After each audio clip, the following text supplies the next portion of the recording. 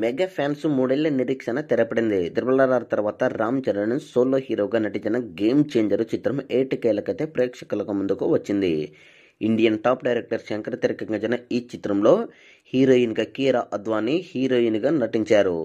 శ్రీమతి అనిత సమర్పణలో Sri Venkateswara creation Zee studios Dil Raju production బ్యానర్పై దిల్ రాజు series అన్కంపారబుల్గా ఈ చిత్రాన్ని నిర్మించారు. భారీ అంచనాల మధ్య నేడు ప్రేక్షకుల ముందుకు వచ్చింది. ఇప్పటికీ ఆంధ్రప్రదేశ్లో స్పెషల్ షోలు పడిపోయాయి, తెలంగాణలో కూడా స్పెషల్ షోలు పడ్డాయి. ఇప్పటికీ ఈ సినిమా చూసిన ప్రేక్షకులు సోషల్ మీడియా వేదికగా తమ అభిప్రాయాన్ని తెలియజేస్తున్నారు. గేమ్ చేంజర్ సినిమా ఎలా ఉంది, కథ ఎలా ఉంది అనేది అబ్జర్వ్ చేస్తే శంకర్ చరణ్ ఖాతాలో భారీ హిట్ పడిందా లేదా తదితర అంశాలు ట్విట్టర్ వేదికగా చర్చిస్తున్నారు. గేమ్ చేంజర్ సినిమాకు ట్విట్టర్లో మిక్స్డ్ టాక్ వస్తుంది. సినిమా బాగుందని కొందరు, ఆశించిన స్థాయిలో సినిమా లేదని మరికొంతమంది కామెంట్లు చేస్తున్నారు. చరణ్ నటన అదిరిపోయింది, కానీ శంకర్ మేకింగ్ బాగోలేదని కొంతమంది నెటిజన్లు అభిప్రాయపడుతున్నారు.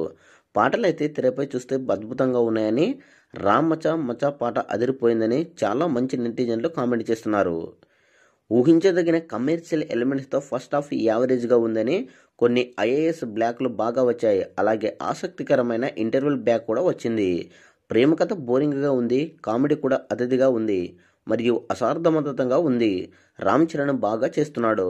తమన్ నేపథ్య సంగీతం సినిమాకు ప్రధాన బలం. సెకండ్ హాఫ్ కోసం ఎదురు చూస్తున్నారు అని ఒక నెటిజన్ రాసుకొచ్చాడు. ఫస్ట్ హాఫ్ బాగుంది, దోస్ సాంగ్ ఇంకాస్త బాగా తీయాల్సింది, ఇంటర్వెల్ సీన్ అదిరిపోయింది, తమన్ నేపథ్యం సంగీతం బాగుంది, రామ్ మచా మచా సాంగ్ అద్భుతంగా ఉంది అంటూ కామెంట్ చేశారు. అద్భుతమైన సన్నివేశాలు, భావోద్వేగాలు, యాక్షన్తో శంకర్ మరోసారి తన టేకింగ్ పవర్ని చూపించాడు. రామ్ చరణ్ తన నటనతో ఆకట్టుకున్నాడు.